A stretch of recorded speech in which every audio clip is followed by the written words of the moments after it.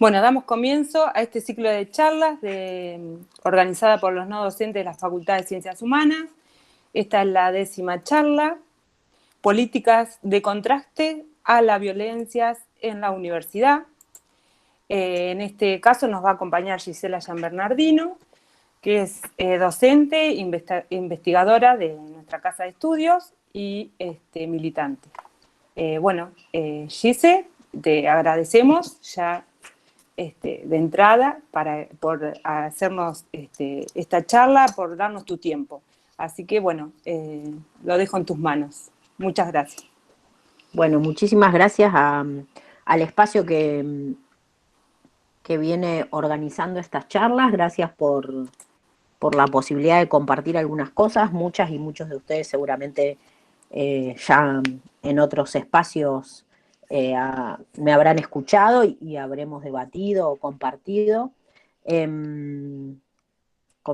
que nos conocemos con todos. La verdad es que la cuestión de las políticas de contraste a la violencia de género aparecen en la agenda política y en la agenda de las universidades no hace mucho tiempo. El año pasado, digamos, en relación al aniversario de la reforma universitaria, se hicieron varias publicaciones. Algunas de ellas nos tiran algunas pistas en relación a lo que llamamos la dinámica sexogenérica en las instituciones educativas, en este caso. Y bueno, como recién decía Pilar en la presentación, estoy no, soy la directora del programa de género, que en realidad se llama Programa de Abordaje Integral contra la Violencia y Discriminación por Razones de Género e Identidad Sexual, y ahí creo que ya tenemos, si queremos, unos buenos nudos de profundizar, que es qué entendemos por género y qué entendemos por identidad sexual. Y a partir de este programa empezamos a elaborar algunas líneas de abordaje teórico justamente en relación a la posibilidad de prevenir y erradicar distintas expresiones de la violencia hacia las mujeres y hacia las disidencias. Y acá tenemos dos categorías más para analizar, que es qué será ser mujer y qué serán las disidencias. Y empezamos con un tramo de formación bastante interesante, porque en 2019 el Consejo Superior de nuestra universidad aprueba la capacitación contemplada en el marco de la ley Micaela, que ahora en un ratito vamos a ver eh, cómo surge la ley Micaela. Me parece interesante rescatar que ninguna ley nos es regalada y que en general las cosas que se legislan tienen que ver con la construcción de la demanda política, y esa construcción de una demanda política generalmente se hace, sí, a través de todo el andamiaje legal y de las posibilidades que nos dan las instituciones para legislar, pero muchísimas veces no surgen necesariamente de adentro de las instituciones, y sí surgen muchas veces desde las militancias, los activismos,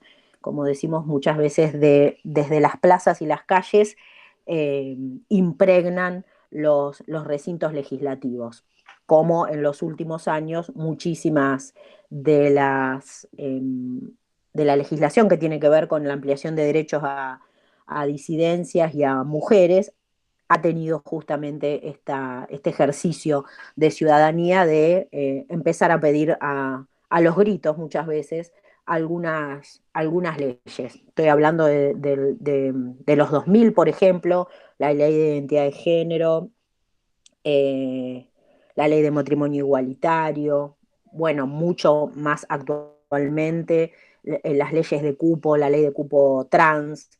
eh, Son leyes que amplían el acceso a derechos. Y, y en relación a las universidades, bueno, después del 2015, ¿por qué hablamos del 2015? Del 2015 creo que cualquiera de ustedes se debe acordar.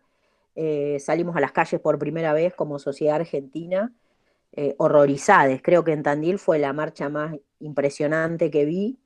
horrorizadas porque nos dimos cuenta que somos una sociedad capaz de matar una niña, una pibita, ¿no? El Ni Una Menos surge en el 2015, en mayo, después del femicidio de Kiara Páez, una piba de 14 años que estaba embarazada, cursando un aborto, por supuesto, en condiciones de clandestinidad, que fue golpeada, cortada y enterrada en el patio por su propio novio, un pibe de 19 años, Manuel Mancilla. Lo digo porque en general también es una costumbre hablar de quién está, de quién fue la víctima y no de quién es el victimario.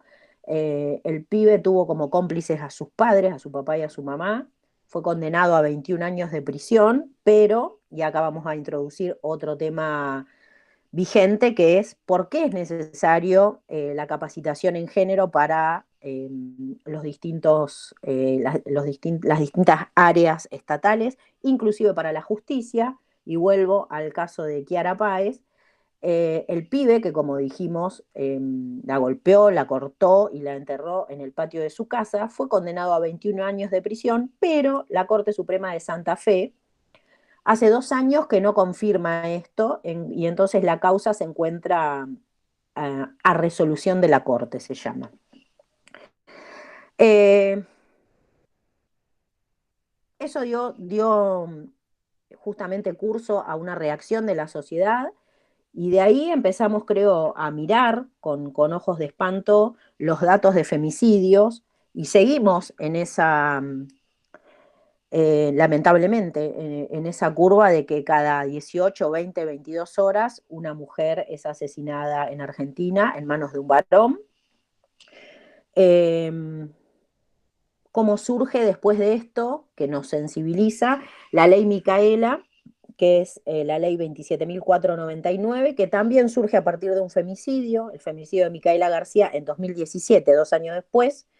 También Micaela, una joven que fue violada y asesinada en la localidad de Gualeguay por Sebastián Wagner, porque siempre nos acordamos nuevamente de las asesinadas y no surgen, pareciera, y esto tiene que ver con también cómo los medios de comunicación dan a conocer algunos nombres y otros no. Así que bueno, Sebastián Wagner fue el que asesinó a Micaela García, un hombre con antecedentes que se encontraba en libertad condicional, que es un beneficio que se concede o fue concedido en ese momento por la justicia de la provincia de Entre Ríos.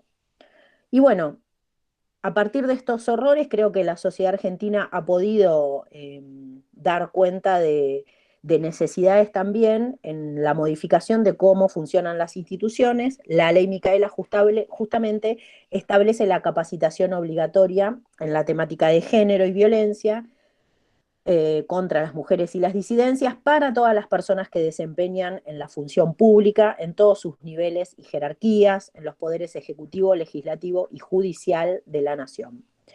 El CIN, el Consejo Interuniversitario Nacional, que como ustedes saben es el órgano máximo donde se encuentran les decanes y las decanas, adhiere a la capacitación, y ahora vamos a ver que ya un importante número de universidades han adherido también a esa, a su vez, adhesión del CIN. Y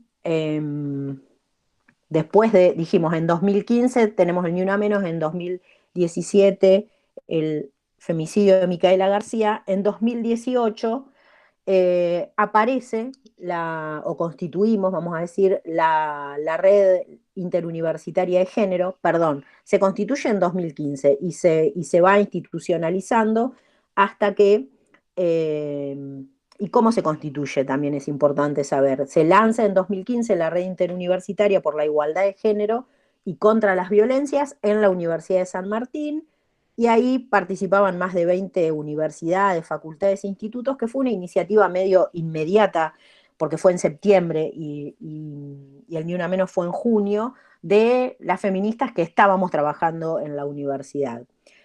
Primero esa red se configura como un espacio de promoción de actividades académicas, de experiencias de gestión y de intervención, pero también de circulación de ideas y de propuestas para eso que llamamos la transversalización de la perspectiva de género en el sistema universitario, que en realidad es un proceso que ya se venía dando, pero de manera dispersa, en algunas universidades y que no estaba institucionalizado, era más bien una propuesta que llevaba el activismo de las feministas adentro de las universidades. En 2018 se incorpora la red al Consejo Interuniversitario Nacional, donde se propone colaborar en el diseño y desarrollo de políticas que justamente contribuyan a erradicar las desigualdades. Y bueno, las capacitaciones en el marco de la ley Micaela constituyen evidentemente una política preventiva.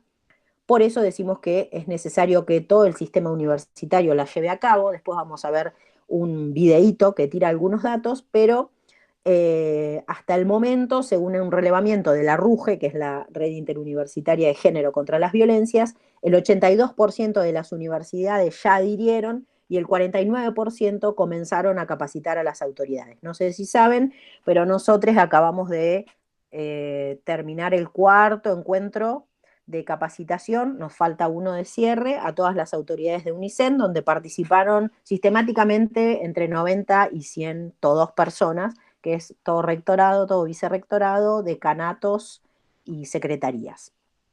Eh, Además, bueno, justamente UNICEN conforma este grupo de universidades que implementan un proyecto con variados ejes de prevención a la violencia, que en realidad es un acuerdo entre la Red Universitaria de Género y ONU Mujeres, y ese proyecto contiene también algunos ejes que tocan con la cuestión de género, como voy a decir algunos de sus objetivos: sensibilizar sobre la igualdad estructural de género en las universidades nacionales, perdón, la desigualdad estructural en las universidades nacionales de Argentina, capacitar sobre los dispositivos institucionales de intervención y formación en las universidades, elaborar estrategias para la transversalización de la perspectiva de género en la formación y también en la investigación y en la extensión, contribuir a fortalecer políticas universitarias con perspectivas de género a través de la red.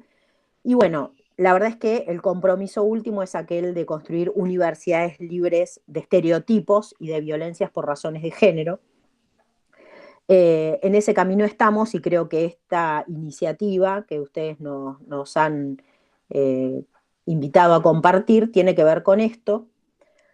Voy a decir algunos datos. En los primeros 100 días del 2020 hubo 96 femicidios. El 65% de los femicidios ocurre en la vivienda que la víctima compartía con el femicida. Y ahora vamos a ver por qué, o porque dicho en abstracto pareciera, ¿y qué tiene que ver si en esta universidad o en general en las universidades no andamos matando mujeres por solo el hecho de ser mujer? Lo que me interesa rescatar de esto es que todas nuestras instituciones, cuando digo instituciones, hablo desde las instituciones formales, como puede ser una universidad o el Poder Judicial, pero también hablo de cómo se organiza el hospital público o cómo organizamos nuestras propias familias, que son espacios en los que circula seguramente, o esperemos, o eso creemos, el afecto, el amor, el respeto. Pero bueno, esta sociedad es una sociedad que está generizada, y eso quiere, o sexualizada, y eso quiere decir que existe la división sexual del trabajo y también la división genérica de los espacios que habitamos, y esa división está basada en estereotipos de género, estereotipos que circulan, ya decimos, tanto en nuestras familias, en cómo armamos relaciones de amor, de pareja, de contención, como en las instituciones, ¿no? Eh, la cuestión de estos estereotipos o también expectativas de género es que justamente han organizado la sociedad por género, y por eso vamos a decir una cuestión que para mí es central, porque muchas veces cuando pensamos ¿y qué es el género?, se nos dice que la cuestión del sexo es lo biológico y la cuestión del género es lo cultural. Bueno, ya a esta altura decimos mucho más que eso. Es más, decimos cosas en contra de esa idea, muchas de quienes estudiamos las cuestiones de género, y lo que sostenemos es que el género es una categoría de análisis y que sobre todo el género es un organizador social. Y ahí vamos a ver claramente por qué a las mujeres nos matan a una cada 20 horas y a los varones no. Algo tendrá que ver esta organización de fondo, este sentido común y todas estas instituciones que también están organizadas con esa inercia del heterosis-patriarcado. Creo que la primera cuestión a pensar y la más fácil es que las mujeres estuvimos alejadas del ámbito público y entonces la primera y más evidente división genérica o sexual del trabajo es aquella que ubica a las mujeres en el ámbito privado y a los hombres en el ámbito público. Bueno, en Argentina hay cuestiones muy evidentes para rescatar.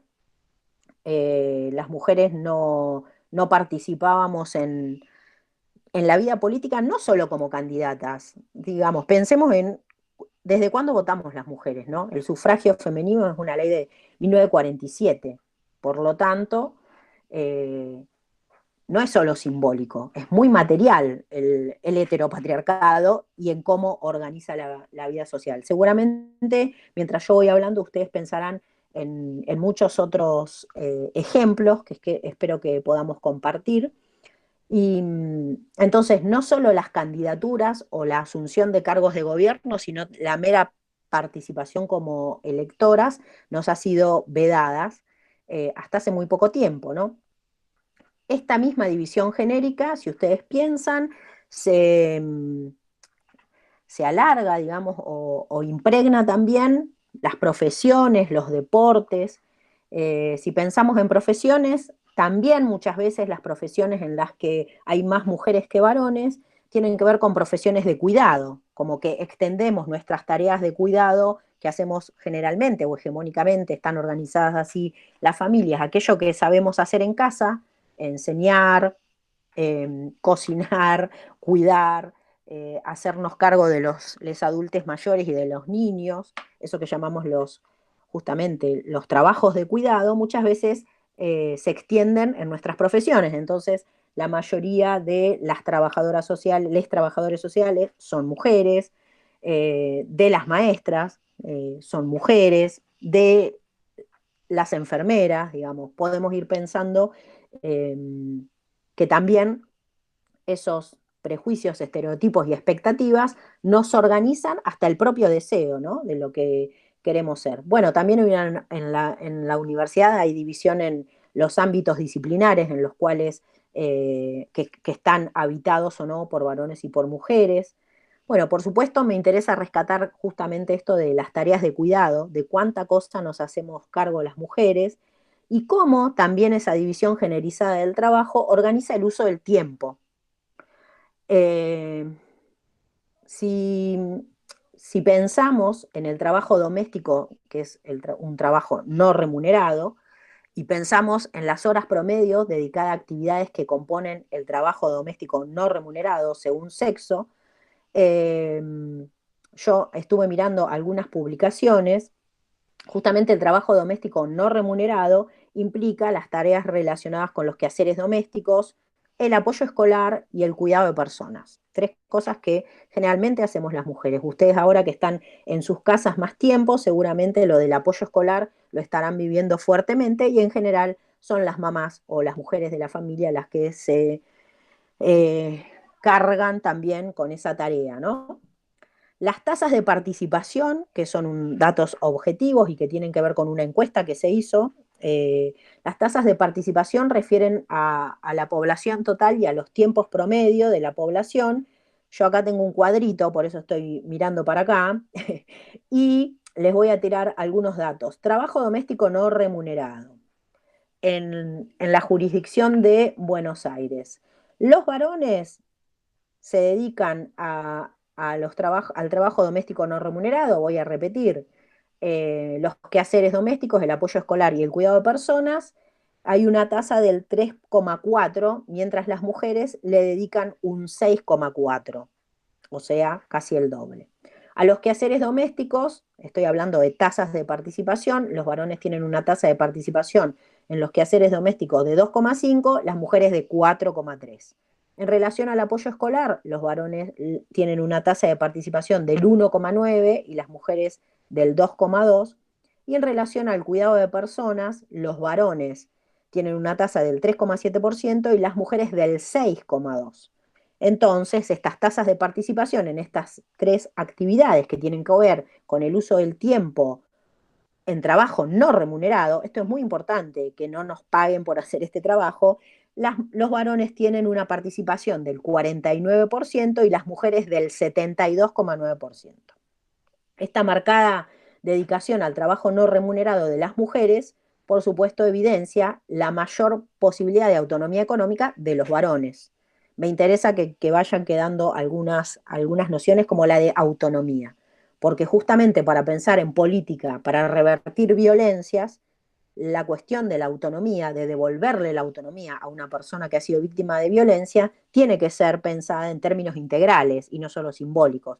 Cuando digo integrales, hay que pensar que si una mujer se tiene que ir de su casa por amenazas constantes, por violencia política, simbólica, psicológica y física, bueno, tenemos que pensar en políticas que le puedan garantizar el acceso a la vivienda, el acceso al trabajo y que le puedan devolver la autonomía decisional. Ese es, si alguno de ustedes conoce a alguien o ha sufrido algunas de estas violencias, saben que una de las cuestiones que nos pasa a las mujeres y también a las disidencias sexuales es que se queda anulada justamente la capacidad de autonomía por una cuestión constante de desvalorización de las propias decisiones.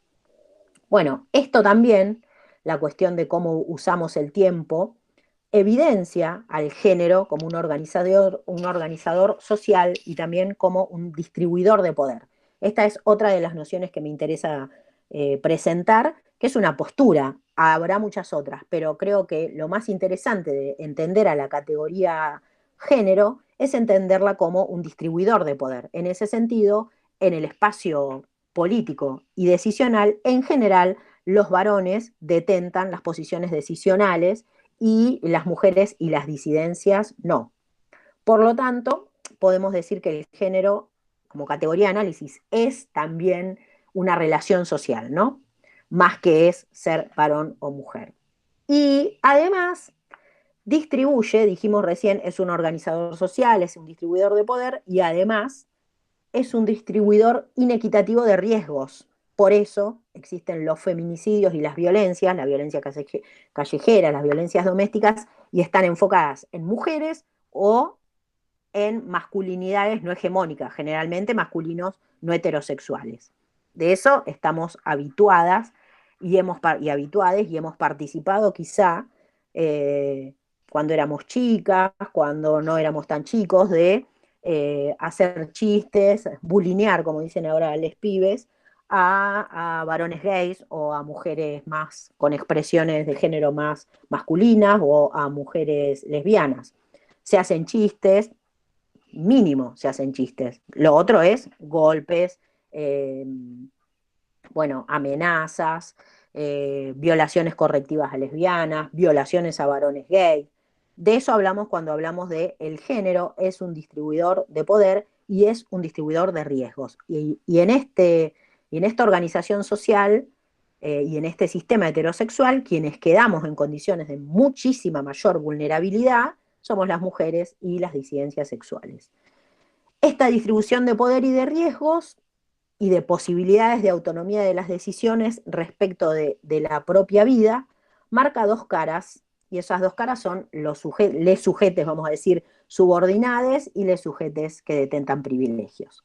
Claramente, las mujeres y los varones, y las masculinidades, podemos decir, subalternizadas, o sea, los varones no heterosexuales, los varones trans, los varones afrodescendientes, los varones de pueblos originarios, los varones migrantes, los varones no letrados, son también claramente sujetes que están, digamos, en la contracara de personas con mayor posibilidades de recibir violencias. A este régimen inequitativo le llamamos heterosis-patriarcado y por eso también sostenemos que la violencia de género es estructural, está organizada estructuralmente y me parece que lo interesante es pensar de qué modo nosotras y nosotros participamos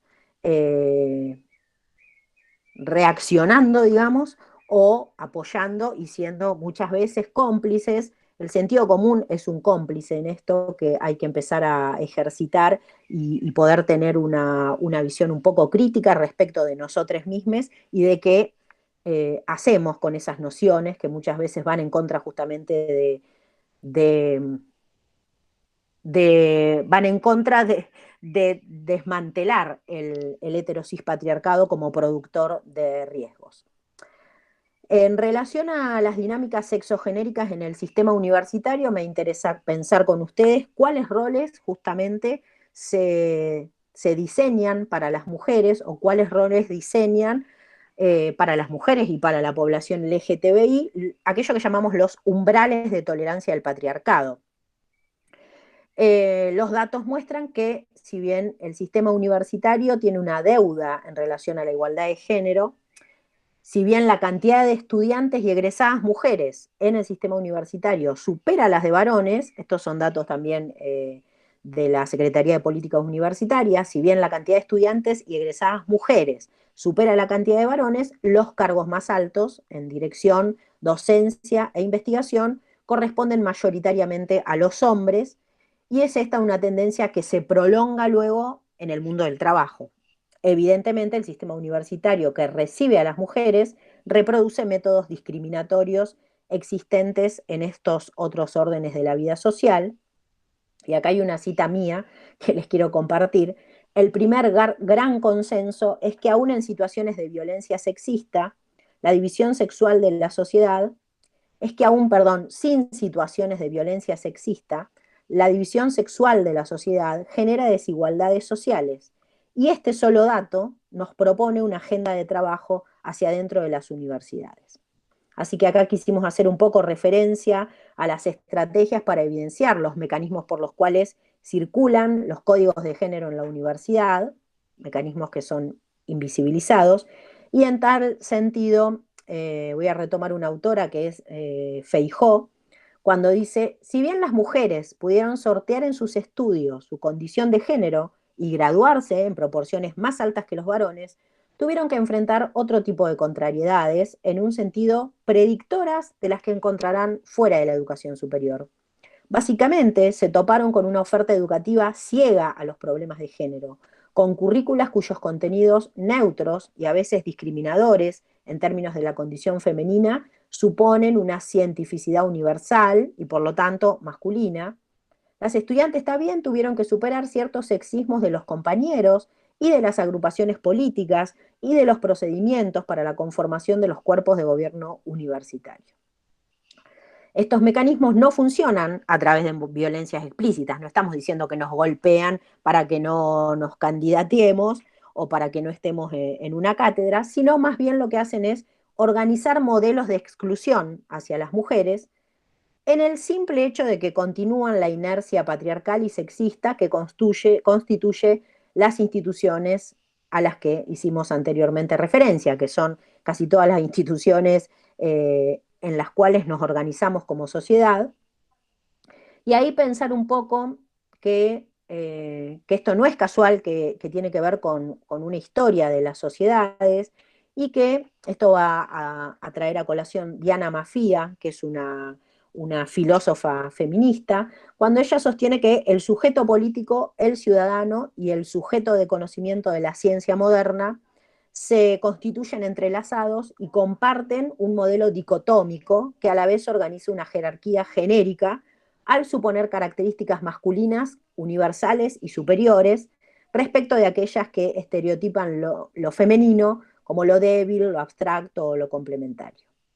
Acá voy a traer algunos datos de la Red Argentina de Género, Ciencia y Tecnología, que revelan que dentro del sistema de ciencia y tecnología, aún en el marco de un proceso creciente de participación femenina, existe una alta concentración de mujeres en los escalones más bajos de la carrera, que a la vez explicitan que, por ejemplo, en la categoría de asistentes superan en 14% las mujeres a los hombres. También hay un proceso de caída femenina en las categorías siguientes, con datos como un 57% perdón, en la categoría más baja, a un 33% de participación femenina en las categorías más altas, que corresponden a investigadores superiores. Otra función o confirmación del funcionamiento de estos códigos de género que dejan a las mujeres en situación de desventaja es que justamente esta distribución que describe la participación de hombres y mujeres en el sistema científico se mantiene pese a la ampliación de la participación de las mujeres en el ingreso. Algunos otros datos que me interesaba compartir con ustedes también de la Secretaría de Políticas Universitarias.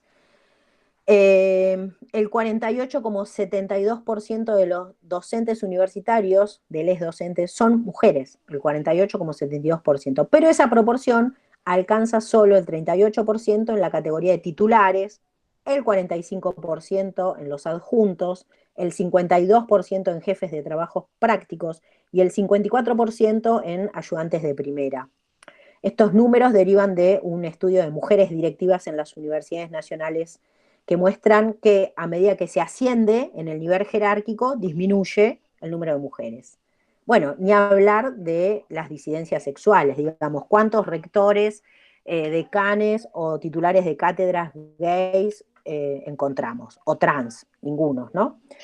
O poques, o la caracterización en relación a las posiciones del gobierno universitario evidencian diferencias genéricas tajantes, digamos. En el 2017 había 7 mujeres rectoras y 50 hombres. Hoy tenemos entre universidades, institutos superiores universitarios, 63 instituciones y creo que actualmente tenemos 6 mujeres rectoras. Esto un poco para dar cuenta de cómo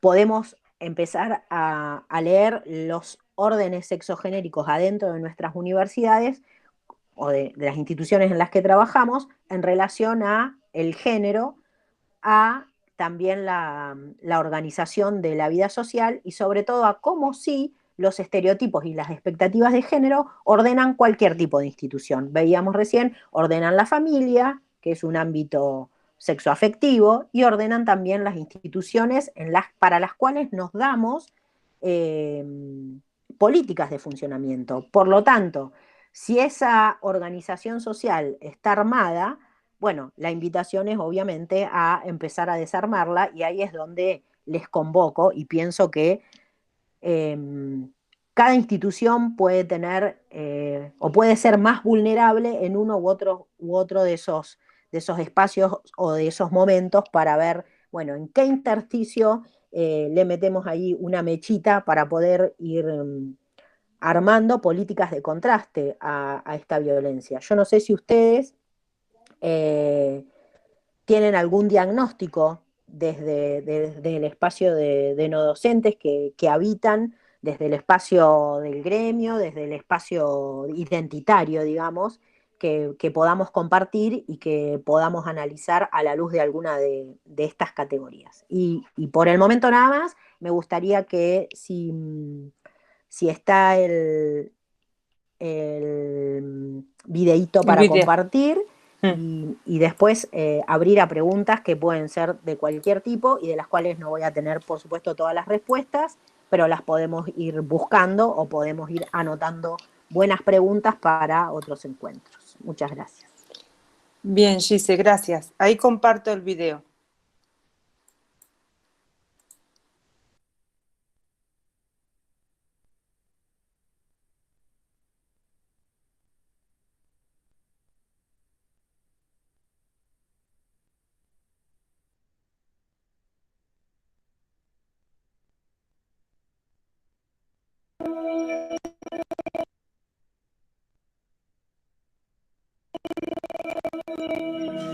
En enero de 2019 se sancionó la Ley 27.499, conocida como Ley Micaela, en reconocimiento a Micaela García, víctima de un brutal femicidio cometido en Gualeguay, Entre Ríos. Néstor Yuyo García, el papá de Micaela, impulsó este proyecto pedagógico en reconocimiento a la militancia que su hija llevaba adelante desde el movimiento Evita. En mayo de 2019, durante el plenario de rectoras y rectores del Consejo Interuniversitario Nacional, la rectora coordinadora de la RUGE, Sandra Torlucci, acompañada por Yuyo García, presentaron el proyecto de adhesión a la Ley Micaela, el cual fue aprobado por unanimidad. A partir del trabajo de la RUGE, hoy el 82% de las universidades adhirió a la Ley Micaela.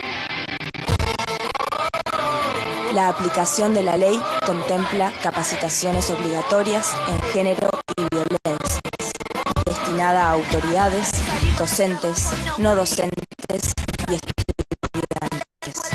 Al día de hoy, el 47,5% de las universidades comenzó con estas capacitaciones.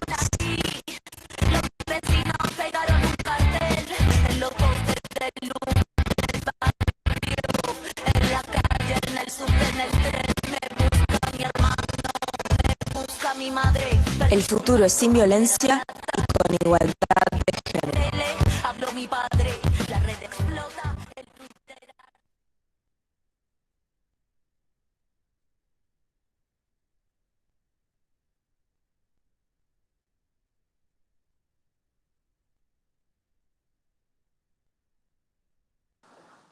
Bueno, muchas gracias por el intento.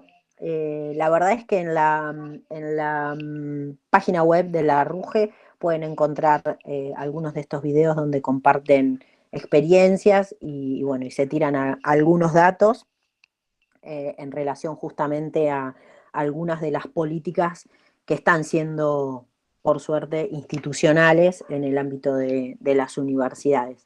A mí me interesaría como intercambiar un poco, callarme un poco, y si ustedes quieren compartir ejemplos, complicaciones, ejemplos que pueden ser ejemplos justamente de cómo funciona eso que llamamos el régimen sexogenérico en la universidad, o ejemplos, por el contrario, de buenas prácticas y de propuestas que en otras universidades o en otros espacios, no necesariamente en las universidades, están funcionando. Yo les quería tirar un último dato, y es que desde que existe el programa de género y el protocolo,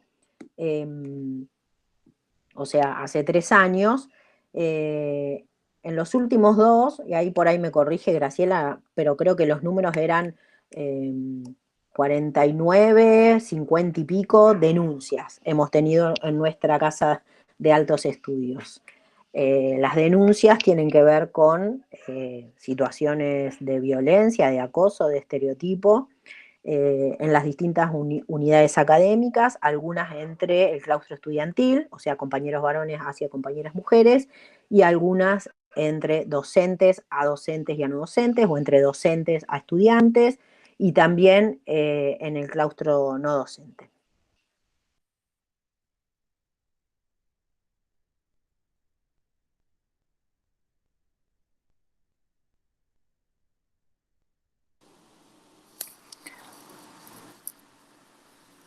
Bueno, Gise, gracias. Ahí compartí el link del video, bueno, porque aparentemente mi conexión hoy no funciona del todo bien. Así que bueno, para que el que lo quiera ver completo, ahí está. Y bueno, el que quiera hacer consultas o charlar un poco. No, yo quería hacer una preguntita. Dale, Mari.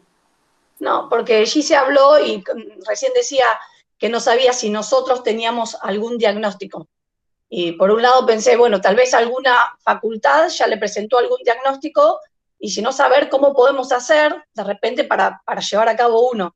Si hay algo ya, porque estamos trabajando bastante unidos en esta pandemia en la facultad. Entonces tal vez podamos llevar adelante un diagnóstico, pero saber cómo encararlo, si hay algún modelo ya. No, pero lo podemos, no sé, en otras facultades no. A ver, una buena práctica para compartir con ustedes, me parece, es que, por ejemplo, la Facultad de Arte me convocó como directora del programa de género a ver si les acompañaba en pensar como un programa para toda la facultad con distintas aristas, que pueden ser desde campañas de sensibilización hasta trabajar para transversalizar justamente la perspectiva de género en los programas de las carreras, hasta pensar en un lenguaje, no digo feminista, pero un lenguaje por lo menos no sexista o no machista. Y en eso, en realidad, me pareció interesante proponerles, que es lo que se va a hacer, que empezamos la semana que viene, que todo lo que se pueda armar pueda ser un armado colectivo. Por ejemplo, el actual Ministerio de Mujeres, Género y Diversidad de la Nación, lo que hizo para armar el Plan Nacional de Acción contra las Violencias fueron foros federales participativos, que empezaron siendo presenciales, donde podías participar como individuo o como representante de alguna organización política y decir, y nosotras quisiéramos que pase esto y esto y esto, ¿no? Entonces, ir con las propuestas medio ya definidas. Por supuesto, después las propuestas, bueno, hay que buscarles presupuesto, sobre todo, porque una de las cuestiones que siempre decimos es que muchas veces las cuestiones que tienen que ver con género aparecen como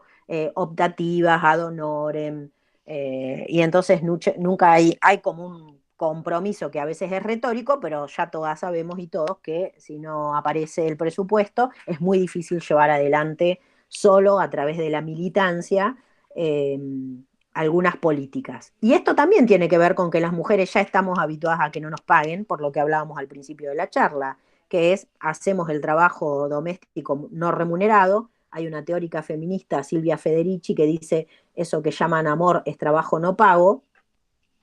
Y es eso, aprendimos a dedicarle nuestras vidas a quienes queremos, y eso muchas veces, por supuesto, y por suerte, es lo más lindo que te pasa, querer a alguien y tener ganas de cuidarlo, pero también en ese mismo gesto naturalizamos que las únicas que cuidamos somos nosotras, ¿no? Y entonces el autocuidado aparece ahí como algo que nunca tenemos en cuenta. Se está trabajando en políticas de cuidado, actualmente es un tema de agenda, inclusive a nivel estatal, y también les tiro algunos nombres ahí, por ejemplo, Laura Pautasi, que es una investigadora que creo que hace un año o dos yo la acompañé en una charla que dio en la sala abierta de lectura, y ella estudia justamente la cuestión de las políticas de cuidado y el autocuidado que no tenemos las mujeres. Esto de que vamos al odontólogo cuando ya nos duele todo, o vamos al ginecólogo cuando, bueno, ¿no? Cuando la familia nos lo permite, cuando en realidad si tenemos que empezar a cuidar, también cuidar de nosotras mismas es una responsabilidad. Bueno, volviendo a, ya saben que me voy, volviendo a cómo podemos hacer para hacer un diagnóstico, por ahí armar unas mecánicas que sean foros de discusión y plantear 3 o 4 ejes y decir, bueno, ¿y qué pensamos que nos está pasando o cómo podemos sistematizar lo que está pasando? Si es que está pasando algo que nos gustaría o que empezamos a ver que nos hace ruido y que tiene que ver con esta idea de lo masculino y lo femenino como algo dicotómico. Y yo tengo miles de ejemplos para dar a nivel personal. No me interesa hablar de mi vida privada, pero cuestiones que institucionalmente me han pasado, tomando mesas de examen o siendo jurado de tesis con compañeros varones, con comentarios muy sexistas respecto, además de estudiantes, que además tenemos como, además del rol que nos separa y de la responsabilidad que tenemos y de la edad que ya tenemos, que un compañero, colega, investigador o docente varón te haga comentarios sobre las formas del cuerpo de la piba que está defendiendo una tesis, me parece totalmente desagradable. Y bueno, supongo que si me pasó a mí, le habrá pasado a otra gente también. Me parece que esas son pequeñas y horribles cosas que hay que empezar a desterrar. Y que también tenemos la posibilidad de dejar de ser cómplices en esas mínimas cuestiones que evidentemente tienen un rebote que no es para nada mínimo en la persona que está siendo víctima.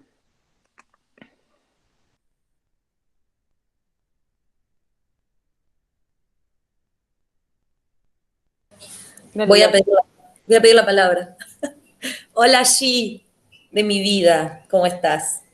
Mira, justamente la semana pasada tuve un intercambio de palabras muy fuerte y y noté mi postura ante esta situación, porque, a ver, como mujer lo padezco a diario, y éramos 4 mujeres en una cena y 3 varones, y es como tan natural para el hombre, porque es el falo y es todo tan natural para ellos, y te contestan, bueno, si a mí no me miran, bueno, si a mí no me acosan, con esa contestación, a mí no me miran, no me acosan, van por la vida.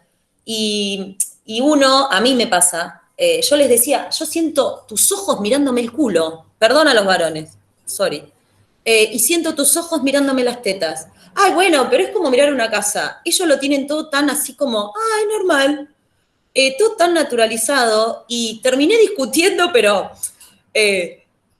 bien, digamos, y defendiendo mi postura sobre mujer, y por ahí yo soy, y lo reconozco, y mis compañeros saben que yo no soy de hablar en lenguaje inclusivo, y hay cosas que no estoy de acuerdo, pero en esto me parece que ahí nos tenemos que poner todas de acuerdo y empezar a frenar estas actitudes machistas que lo único que hacen es denigrar a la mujer.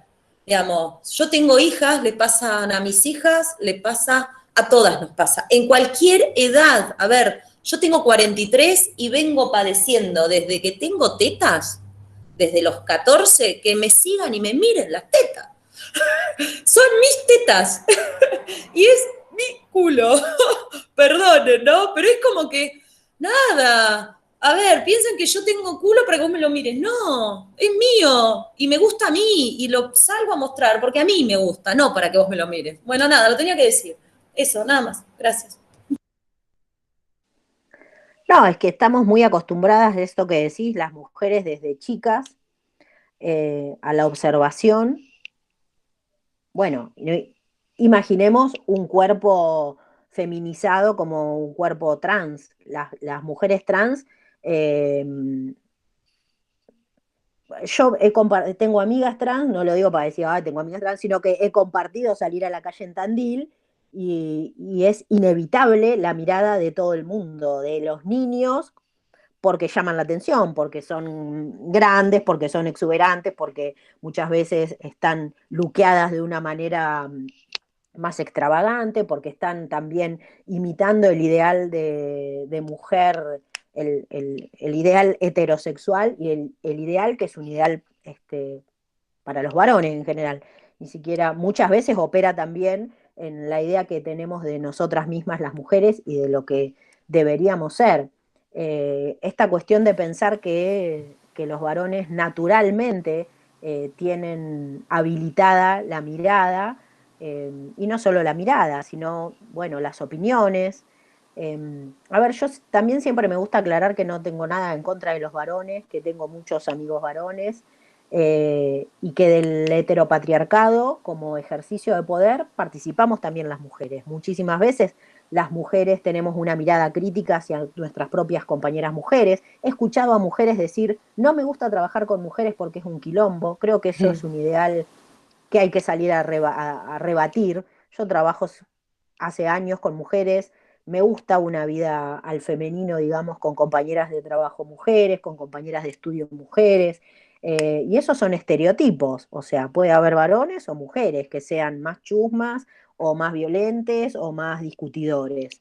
Entonces, entender que seguir reproduciendo esos comentarios sin poder, a ver, para un poquito, ¿a vos de verdad te pasa eso? ¿Que te sentís peor si trabajás con compañeras mujeres? ¿Será verdad? Bueno, me parece que empezar a pensar en ese sentido crítico, las propias relaciones, y cómo esas relaciones están generizadas, repito, a nivel personal o a nivel institucional, es como la primera invitación, ¿no? O a pensar esto que también decimos muchas veces, todo este heterosis patriarcado viene de la mano también de pensar la heterosexualidad como única opción y de entonces siempre pensar que la otra o el otro que tenemos enfrente es heterosexual. Y eso es invisibilizar las múltiples posibilidades que tienen las identidades y las orientaciones sexuales, ¿no? Que también vienen de la mano de esa idea de sentido común y que también las ciencias mantienen muchas veces de pensar el género en términos binarios, varón o mujer, y también las expresiones de género. O sea, si sos mujer, tenés que ser lo suficientemente mujer, y tenés que mostrarlo de determinada manera, hablando de una manera, moviendo las manos de una manera, peinándote de una manera, depilándote, bueno, por supuesto haciendo dieta, que no digo que está mal ni que está bien, digo que si lo pensamos críticamente, viene de la mano de ese ideal que es dicotómico y binario. Y si sos varón, tenés que ser determinado tipo de varón, porque si no, rápidamente serás sospechado de no ser suficientemente varón, o por lo menos, obvio, de no ser heterosexual, como si eso fuese grave, ¿no? Pero bueno, muchas veces desde el sentido común, desde los chistes, desde lo que elegimos repetir o leer, desde las complicidades para no enfrentarnos a, terminamos siendo cómplices de esto, que no es nada más y nada menos que un sistema de opresión, un sistema que oprime y deja en desventaja y cosifica a las mujeres. Es bastante simple de entender y creo que si lo vamos viendo en cada uno de los espacios en los que participamos, podemos entender eso, ¿no? No, no tiene que ver con ser varón o mujer. Evidentemente, ser varón tiene sus privilegios en esta sociedad. Entonces, ¿por qué renunciarían a esos privilegios? Privilegios que pueden ser desde siempre tengo más tiempo para descansar, siempre llego a casa cansado y entonces no me hago cargo de todo lo que hay que hacer, o algún estudiante me dijo, y el privilegio que tenemos los varones es que nos volvemos a casa sin miedo a la noche cuando tenemos 18, 19 años y las compañeras mujeres no. Y esos son datos objetivos, ¿no? Ustedes si tienen hijas o si se acuerdan de cuando eran más jóvenes, volverse a la casa era siempre un susto. Claramente a los varones les puede pasar que los ataquen o que les roben, pero a los varones que les pegan es a los varones gays. Y a las que violan es a las mujeres. Y las que tenemos miedo de andar solas o tenemos que armar todo un sistema organizado de avisar por teléfono de que te pasen a buscar, eso desde chicas, como recién traía a colación Lorena, desde chicas hasta grandes, somos las mujeres. Eso da cuenta de un orden genérico que nos deja en situación de mucha más vulneración por el solo hecho de ser mujeres. De eso hablamos cuando hablamos de la violencia de género, una violencia que se imprime sobre un cuerpo, sobre una persona, por el solo hecho de no tener una identidad genérica hegemónica.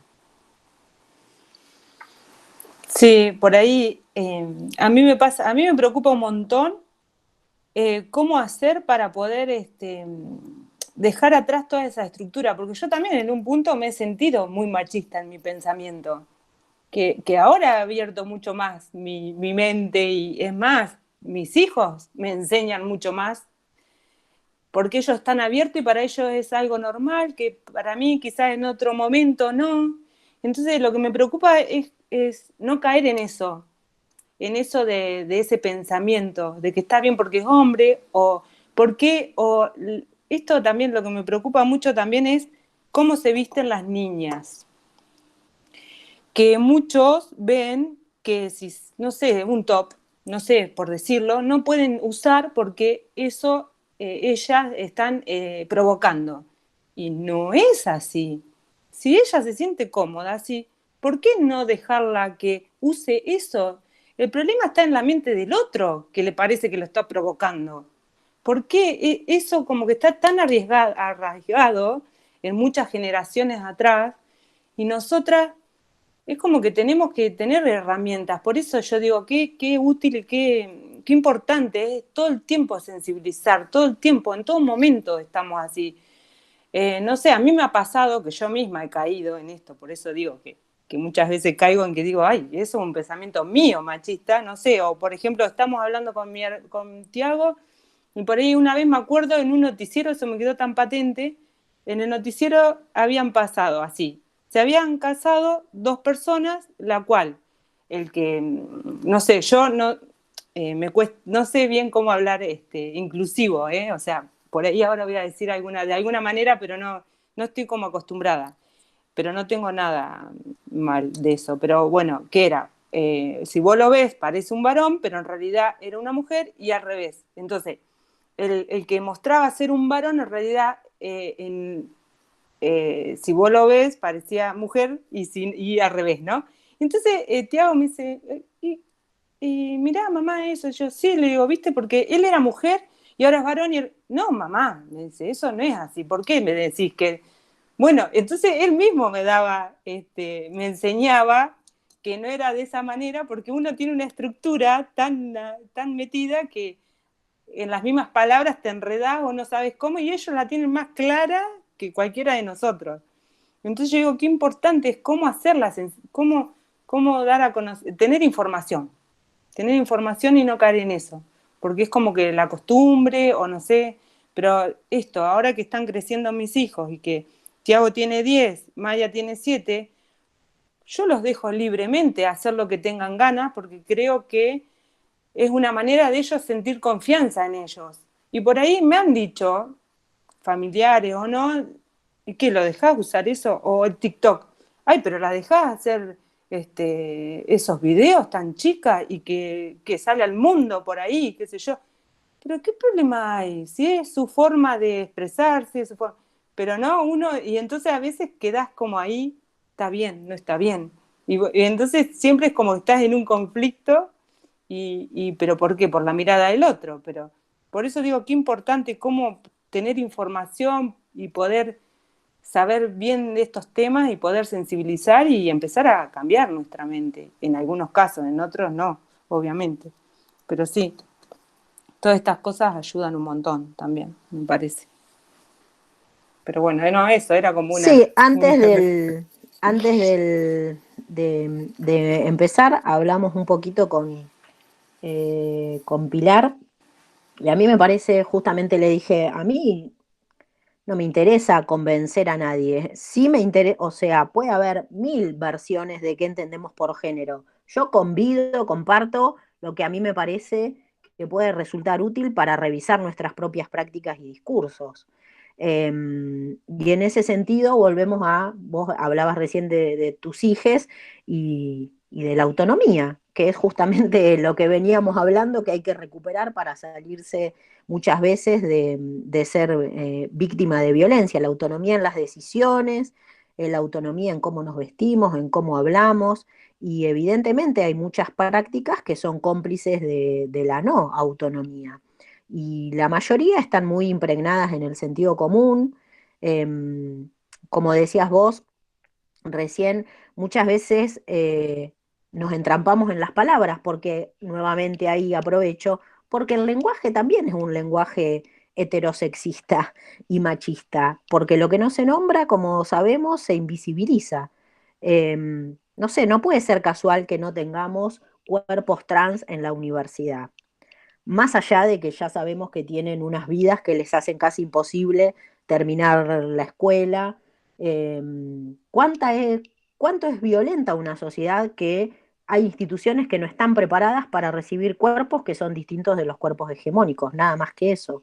O muchas veces hablamos eh, lo he traído a colación de qué les pasa a las niñes, digamos, ¿no?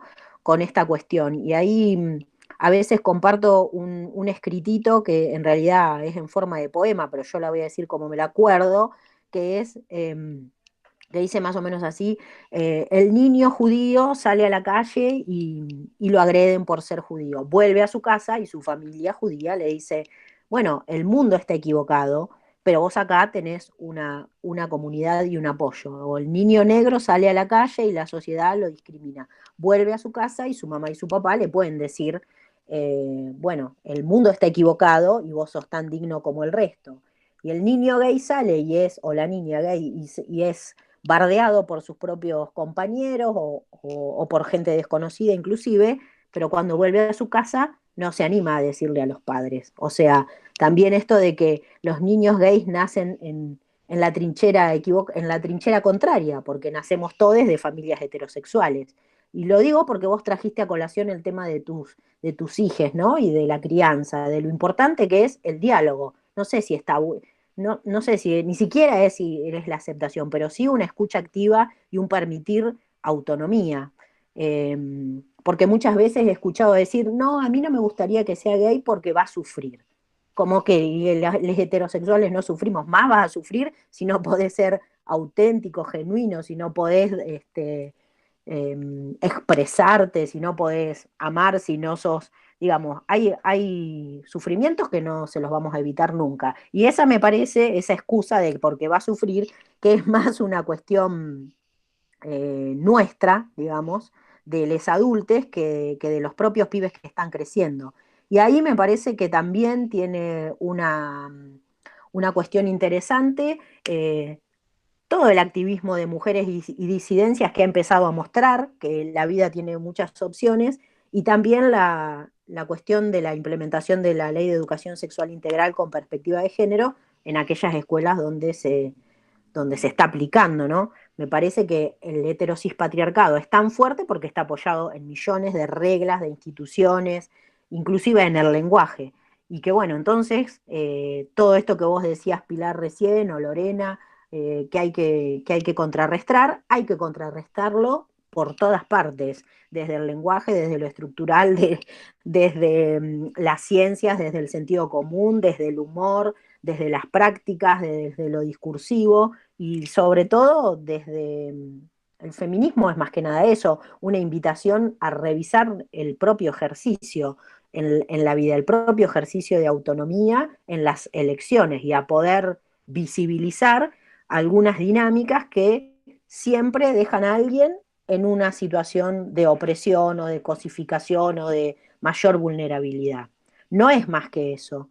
Me parece que está demonizado, como estoy hablando de las propuestas feministas, que hay muchas y muchos que todavía dicen, esta porque es feminista, y en realidad también es saber que el feminismo es una propuesta teórico-política y que lo que tiende es a achicar las brechas de género. Sí, tal cual.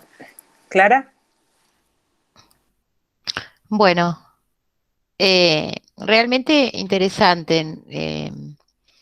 Yo estoy como a millones de años luz de todo, pero bueno, tratando de incorporar cosas, y uno a veces está como a distancia por desconocimiento de un montón de cosas, ¿no? Estos espacios me parece que aportan mucho, y me parece, Gisela, que también va a haber por cada claustro también lo de la capacitación de la ley Micaela, ¿no? Van a continuar por claustros, que me parece que aportaría y contribuiría muchísimo. Bueno, gracias a mi compañera y amiga Celeste, que a veces me da algunas lecciones, he aprendido, incorporado cosas que, bueno, que a veces por desconocimiento uno termina cometiendo torpezas y cosas. Lo que quería, bueno, además agradecerte que nos hayas dedicado este espacio, porque realmente es algo que nos estábamos debiendo y que estábamos solicitando hacía muchísimo tiempo de tener esta charla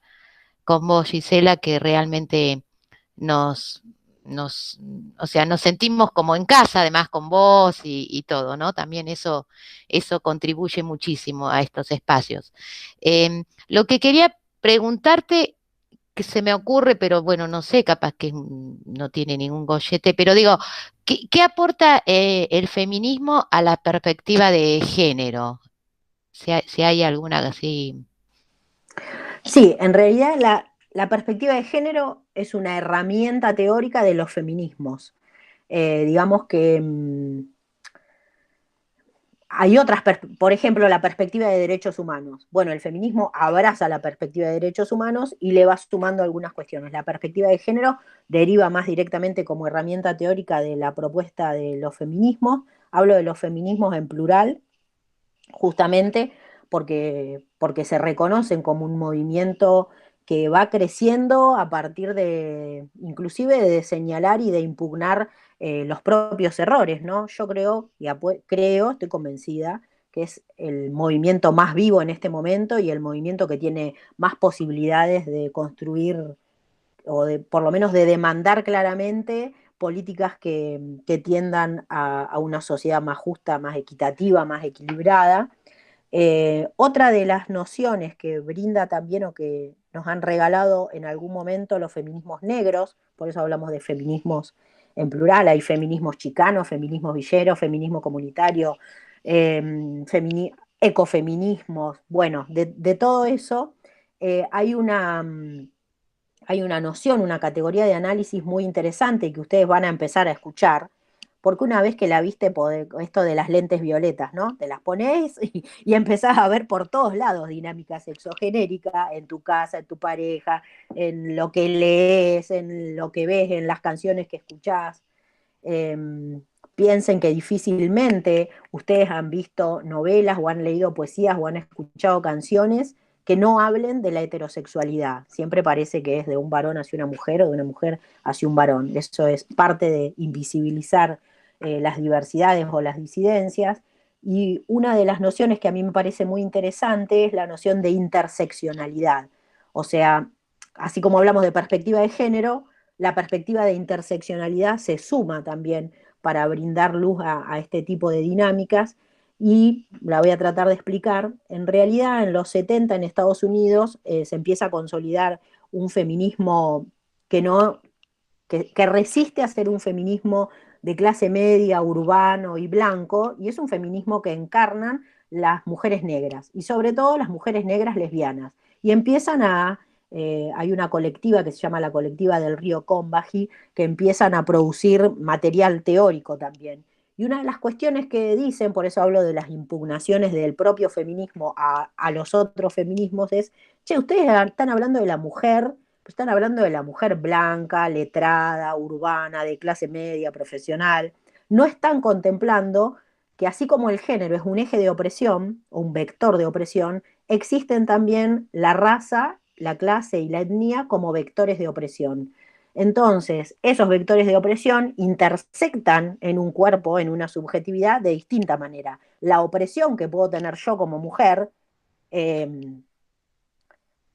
mujer letrada y blanca y no heterosexual, no es la misma que puede tener una mujer migrante que vende cosas en la calle en Retiro con una manta, digamos. Las dos somos mujeres y en el sistema heteropatriarcal estamos situadas en una condición de no privilegio, pero seguramente las dos tenemos y vivimos de muy otra forma el resto de las opresiones, que son la de clase, la de etnia o la de raza. Por lo tanto, últimamente, sobre todo, y digo últimamente no porque sea una noción nueva, porque como les digo, es de 1970, la interseccionalidad, pero está viniendo muy de la mano como enriquecedora de la perspectiva de género, en el sentido de no entender solo al género como un organizador social, sino también la raza, la clase, la etnia, la condición de migrante, la discapacidad, es algo de la que no todos los feminismos hablan y está bueno que nos lo señalen. A mí también muchas veces, a mí me cuesta mucho integrar la idea de orientación sexual, no solo de identidad sexual, lo cual es bastante una paradoja, ¿no? Siendo lesbiana, que me olvide a mí misma de que eso también no le cae bien a todo el mundo y que también genera muchas veces chistes, malhumores, preconceptos, estigmas. También la expresión de género es otra de las cuestiones que también genera todo esto. Esto de si sos una mujer, pero sos un poco machona, como nos decíamos cuando éramos chicas, o si sos varón, pero sos medio mariposa, ¿no? Como, bueno, no, todo eso tiene que ver con justamente entender al género como una cuestión limitadamente, ¿no? Entenderla como una cuestión binaria, como si hubiese una sola forma de ser mujer y una sola forma de ser varón. Y eso genera, por supuesto, estereotipos, genera estigmas que circulan, como decíamos, en todas las instituciones, inclusive en aquellas que están fundadas en el amor, y que por supuesto hay que encontrarle la vuelta para desandarlas. Y el primer ejercicio es revisarnos a nosotros mismos, algo que hay que hacer todo el tiempo y que me parece que también hay que desacralizar un poco y permitir cerrarle y divertirse un poco leyendo las propias barbaridades que una misma ha dicho o sigue diciendo, digamos, ¿no? No me parece que tampoco tengamos que andar con el dedo acusatorio. Una práctica del feminismo es justamente no salir con la medición, a ver quién es más feminista que quién, ¿no? Es una invitación a vivir de otra manera las relaciones humanas, sociales, laborales, de pareja, de familia también. Dale, Lu. Hola, buenas tardes. Hola, Gise, esto es como muchísimo la charla, y esto que estás diciendo viene a cuenta de algo que estaba pensando, ¿no? Los desafíos que se van presentando en torno al tema de incorporar la dimensión de género desde una perspectiva eh, de ampliar derechos. El otro día tuve una discusión con alguien que estaba terriblemente ofendida porque como mujer feminista se sentía olvidada por las categorías, por ejemplo, de cuerpo gestante. Entonces decía, nos están invisibilizando a las mujeres porque las que nos embarazamos somos mujeres.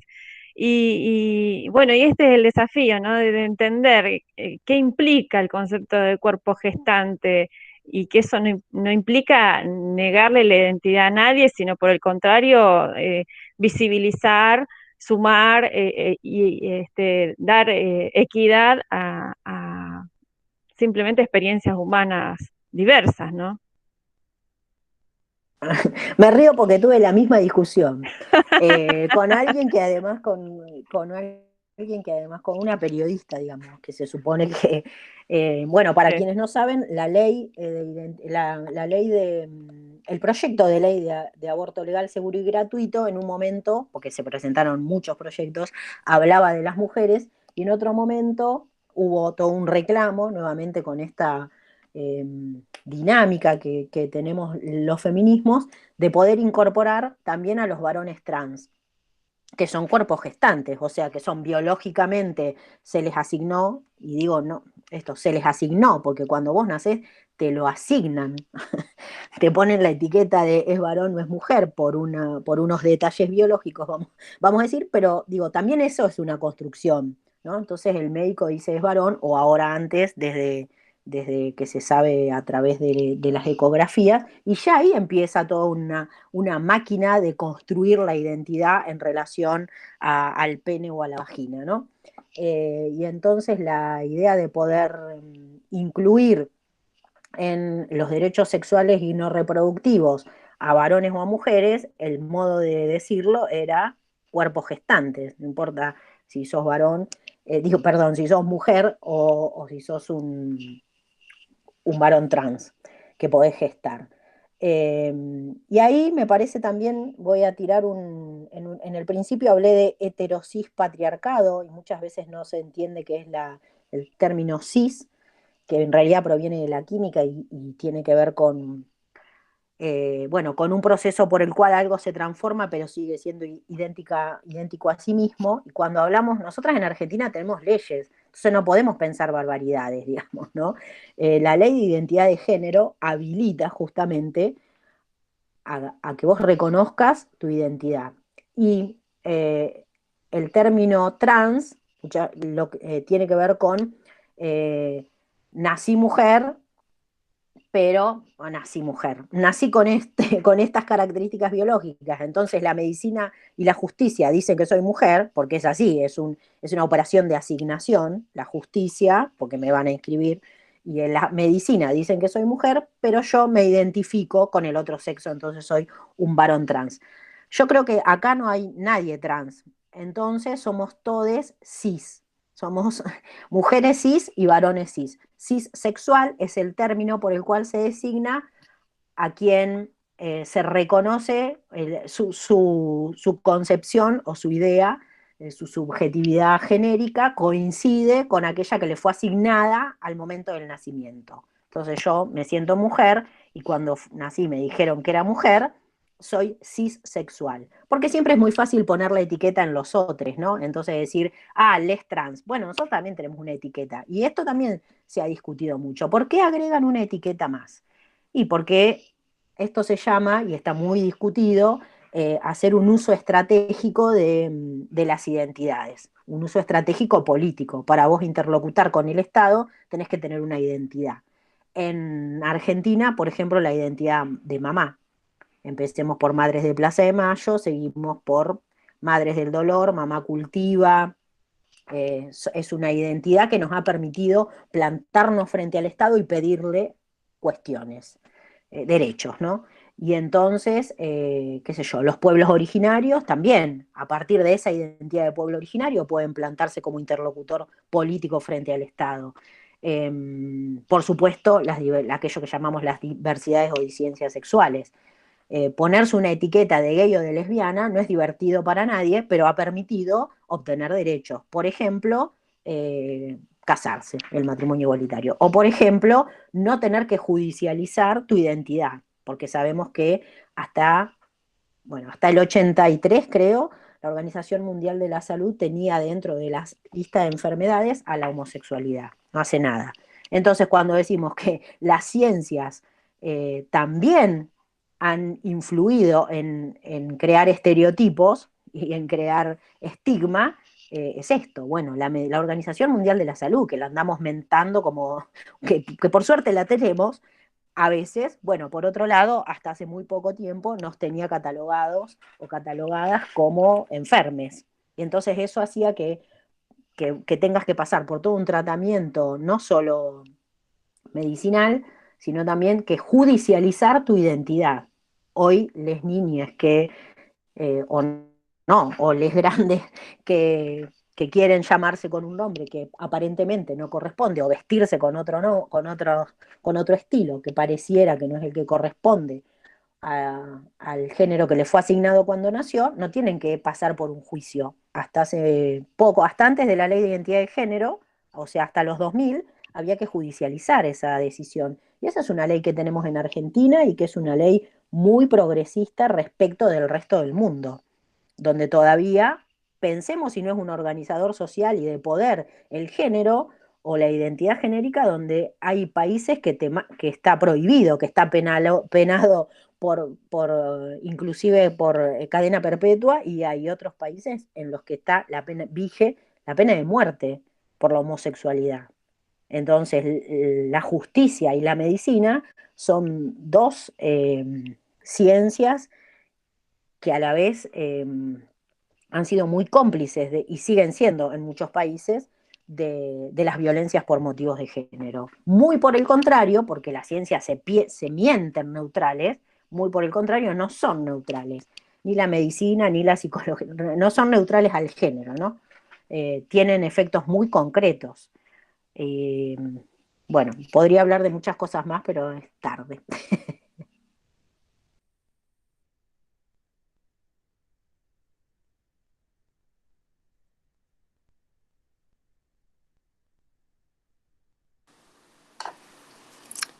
Bueno, muy interesante, Gisela, todo esto, la verdad.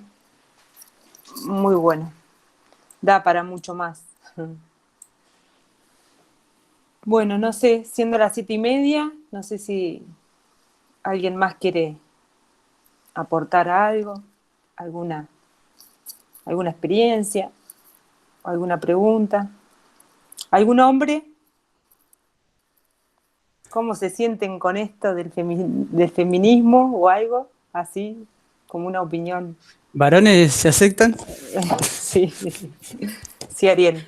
Buenas tardes. Bueno, permiso, pido la palabra al resto de los compañeros cuando.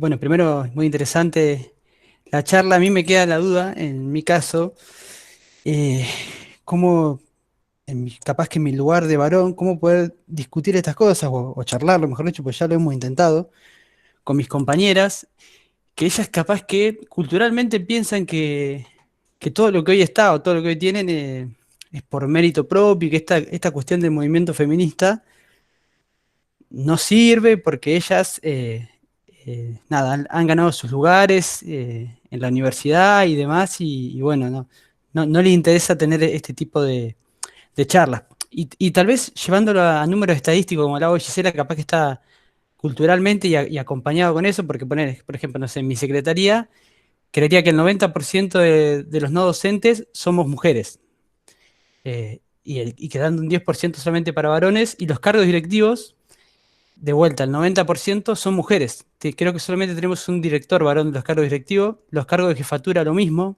creo que son todas mujeres, teniendo de vuelta un solo varón.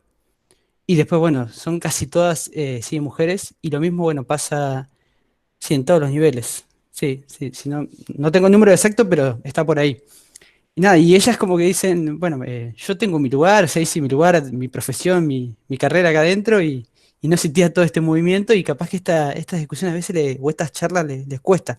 O en estos últimos meses me ha pasado mucho, yo trabajo en informática y me ha tocado trabajar mucho en estos meses de pandemia con todas las áreas, y cuando me junto en una reunión, por lo general claramente, son casi todas mujeres y yo, y ya la charla empieza, bueno, nos vas a tener que tener paciencia o fíjate en el lugar que te metiste, como que ya ellas se ponen en un lugar que es complejo. Y una vez hablaba con una compañera y le decía, para mí la primera expresión del machismo se genera con una posición de violencia de una mujer hacia otra mujer. Esa para mí es la primera expresión del machismo en la sociedad actual. O por lo menos lo que a mí me toca vivir, capaz que en un mundo de muchas mujeres. O sea, yo transito en mi vida tal vez con muchas mujeres y bueno, nada, ver cómo podemos abordar nosotros en nuestro lugar de varón estas charlas con nuestras compañeras para que entiendan que eso no es así en todos los ámbitos y tal vez la realidad que les toca vivir a ellas no es la misma realidad que se vive afuera, ¿no? Nada, eso. Bueno, ahí, gracias Ariel, muy interesante lo que traes. Un par de cosas. En principio, esto de que ser feminista no es una cuestión genética que los varones no puedan desarrollar o que las mujeres traigamos desde que nacemos, digamos. Es una práctica. Y hay muchos compañeros varones que están acompañando las luchas feministas, que están intentando eso que llamamos la deconstrucción. Y en ese sentido, hay algunos aportes de feministas bolivianas que lo que dicen es, lo central es despatriarcalizar cualquier práctica eh, o cualquier discurso, ¿no? Que es un poco esto, entender qué mecanismo subyace, y como decís vos, muchísimas mujeres son machistas porque todas y todos estamos criados en el mismo sistema heterosis patriarcal y muchas veces compartir esas nociones sexistas, vamos a decir, para no decir machistas, te otorga algunos privilegios. Si pensamos en qué tipo de mujeres o qué a lo largo de la historia han tenido en el mundo por ahí posibilidades de ejercer el poder, no sé, me viene en principio Margaret Thatcher, digamos. Bueno, ¿qué tipo de mujer fue y cómo tuvo que digo, Margaret Thatcher, que por supuesto fue un gobierno de derecha, que llevó adelante la represión más grande de las huelgas del carbón en Inglaterra? No sé, hace poco vi la película Billy Elliot, que trata cuestiones de género, pero también que trata la cuestión de las huelgas. Me parece que por ahí, para que te habiliten ciertos espacios, tenés que tener ciertas prácticas que emulen las prácticas que están reconocidas como hegemónicas, que en general, a nivel de política, pueden ser prácticas sexistas o machistas. Y tanto los varones, existen ahora movimientos de varones antipatriarcales, que no quiere decir que son varones gays, porque también las relaciones entre gays pueden detentar estos roles de género, digamos, y de poder. Y me parece que, por lo menos conozco muchas amigos y amigos en parejas heterosexuales que están intentando justamente armar la vida cotidiana con uso del tiempo libre compartido, con uso de las tareas compartidas, y eso la verdad que es revolucionario, por más que pase en una sola casa. Lo revolucionario es que habilitas a la otra persona a otro tipo de ejercicios y que te habilitas a vos misma o a vos mismo a otro tipo del uso de todo, del uso del tiempo, del uso del lenguaje, del uso de tu cuerpo, del uso de las prácticas sexuales. Como que es eso, es una búsqueda de sintámonos todos un poco mejor.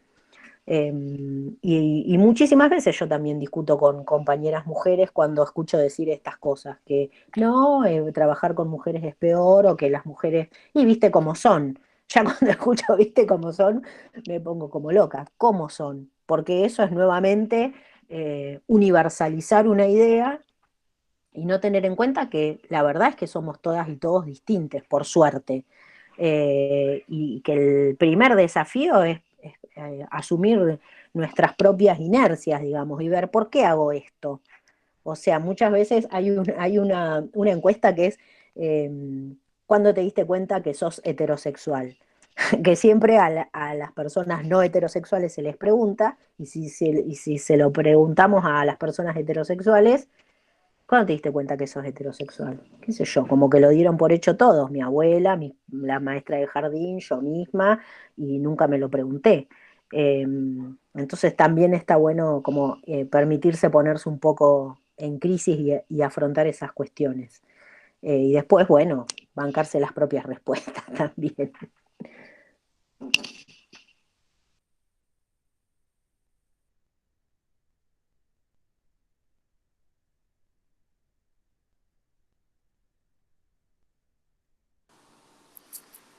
Bueno, no sé si hay alguien más. Muy bueno, muy interesante. Voy a decir una última cosa, no termino nunca Dale. de callarme. No, bárbaro. No, esta cosa de que el patriarcado se va a caer, y muchas feministas decimos, sí, sí, compañeras, el patriarcado se va a caer cuando dejemos de sostenerlo. ¿Qué es esto? Dejemos de tener actitudes cómplices con el sexismo y con el machismo, que no digo que la responsabilidad es toda de las mujeres, pero bueno, como el género es una relación social, la responsabilidad es también de las mujeres, que nos bancamos o somos cómplices de ese tipo de prácticas y discursos, ¿no? Que nos siguen estereotipando, cosificando o poniendo en situación de vulnerabilidad.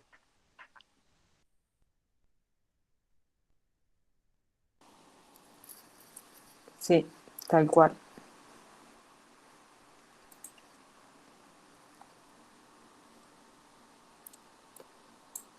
Estoy mirando el chat, pero no hay nada. Bueno, yo personalmente, Mm, más allá del cansancio que tenía, porque ya hoy di una charla a la 1 de claro. la tarde en la Universidad de Mar del Plata, me pareció que estuvo buenísimo los intercambios y que podemos encontrarnos nuevamente, si gustan, o para cuestiones concretas o específicas. Y Romy dice, me encanta escuchar. Y bueno, porque no vivís conmigo, Romy, que hablo todo el día. No, a mí me encanta, me parece que es una apuesta fuerte a revisar nuestras propias prácticas, que nos compromete, que una vez que la viste no podés dejar de no verlo, y entonces creo que es muy interesante que ustedes se hayan dado esta hora y media o más para poder pensar cuestiones. Sirgo.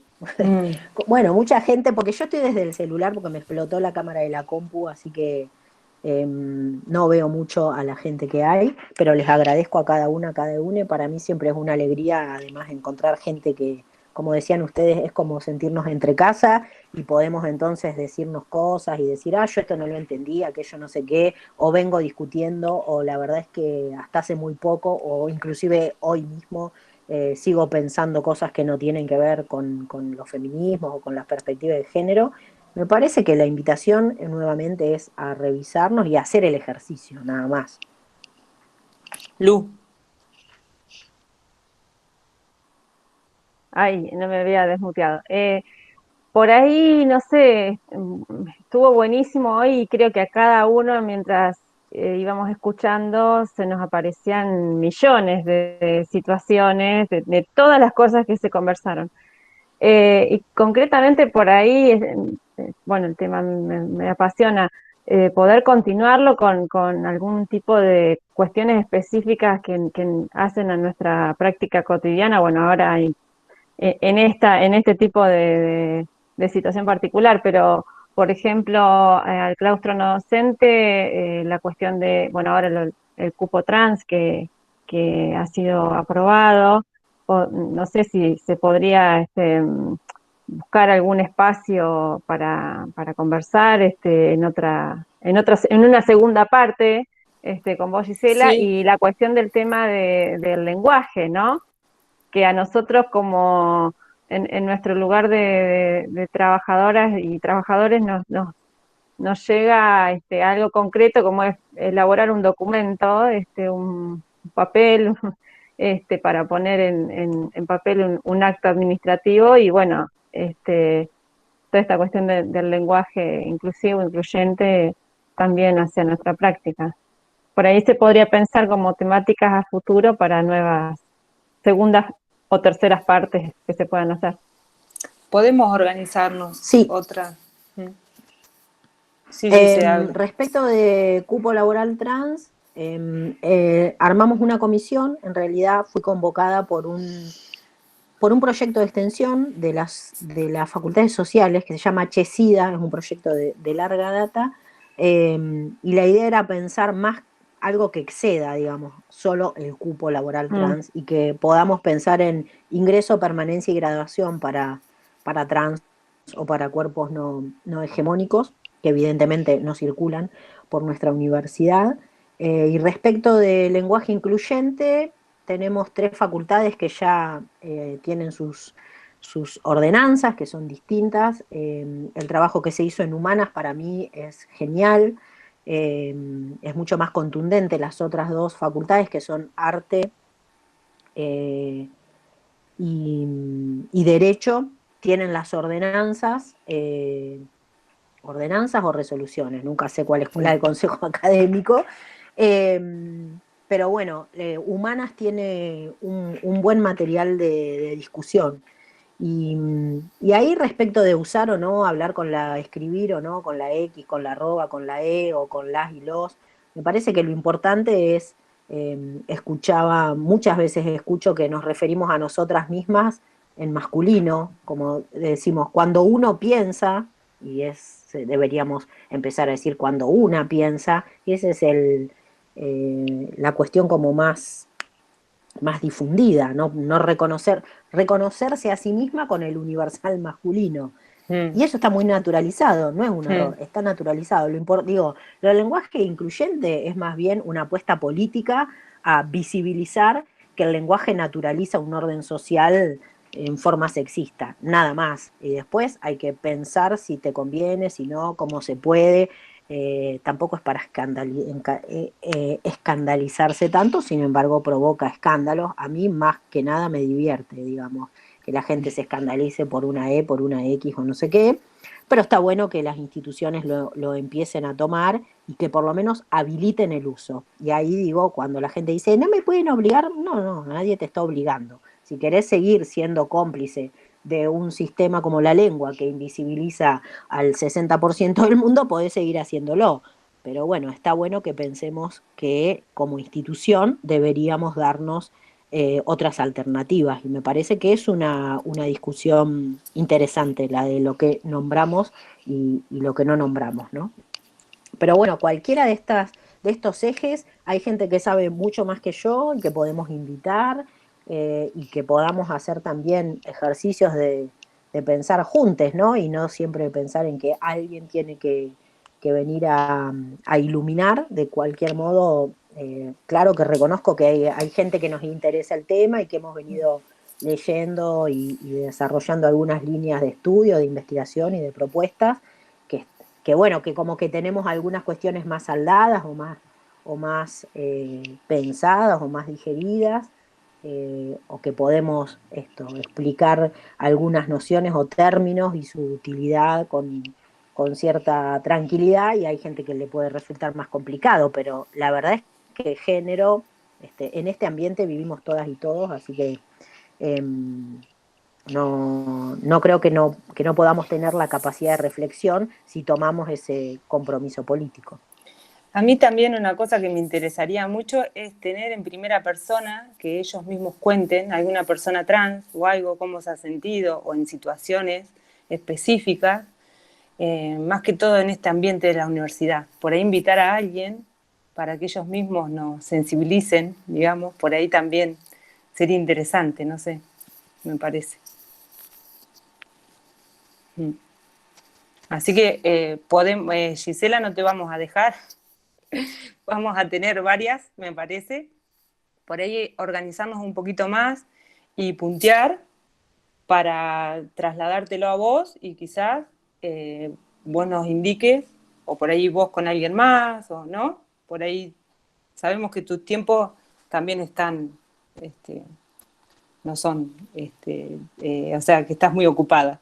Así que bueno, por ahí, si te No, parece, no, pero podemos... también es mi responsabilidad como directora del programa de género y una responsabilidad que no renuncio, la de organizar o participar de estos espacios de formación, y un poco es el único modo que por el momento tenemos para hacerlo, así que obvio que cuenten con mi compromiso, y ahí vamos a tratar de, ahora estamos cerrando la formación para autoridades o la sensibilización en cuestiones de género que establece la ley Micaela, pero la verdad es que desde el programa de género lo que tenemos es para compartir un programa que intenta sensibilizar el claustro no docente, el claustro docente y el claustro estudiantil con distintas estrategias. Y la verdad es que yo he pensado, y lo hemos compartido en otros espacios también, que el claustro no docente creo que está mostrando mucha menos resistencia que el claustro docente a la formación en perspectiva de género.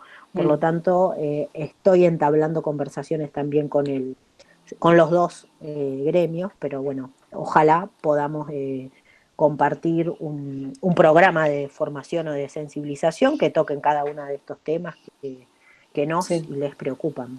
Está muy bueno. O también a mí lo que me preocupa también bastante es la entrada, la puerta de entrada de la universidad, o cuando van a ingresar, ya se topan con un formulario que los pone incómodos, y a nosotros mismos también, porque lo formal indica una cosa y es muy sensible. Hay personas que se sienten muy tocadas de otras no, otras que están, bueno, total es para completarlo, entonces ya sé que entro y después vemos cómo lo... Pero hay gente, personas muy, muy sensibles a eso, y nosotros mismos nos sentimos por ahí incómodos y no queremos afectar esa sensibilidad tampoco. Entonces eso me parece también súper importante, tener otro tipo de puerta de entrada, le digo yo, tanto a la web, que es lo primero que uno va, y bueno, y después presencialmente, pero bueno, también con esta pandemia y este aislamiento, esto va a estar más aislado, pero eso es re importante, me parece también.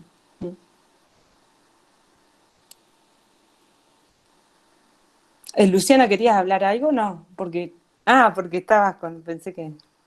Así que sí, mucho para trabajar entonces. Bueno, muchísimas gracias. Sí. Ahí, ¿vas leyendo o querés que lea el chat? No, están léeme poniendo porque... algunos, dale. Dale. Voy para más arriba. Desde Cele. Bueno, ejemplos, creo que lamentablemente tenemos miles, como mujeres y como no docentes.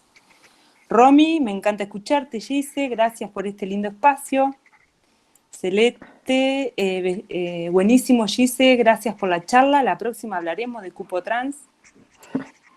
Luis, no tengo micrófono, pero quería agradecer mucho a Gisela, muy interesante.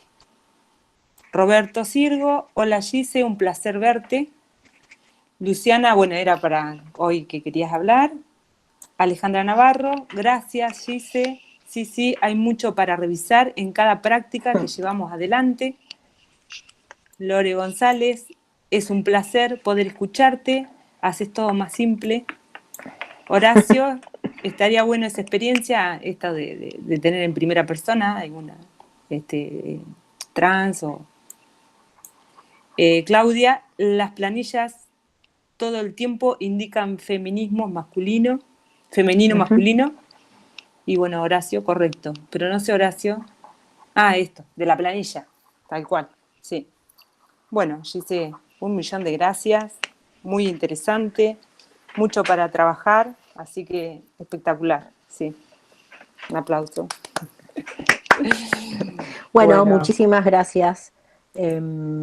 Después, si quieren, pasen el videíto. Sí. Todo siempre es un buen material para compartir y para trabajar. Gracias de nuevo por el tiempo, por el compromiso y por el humor, sí.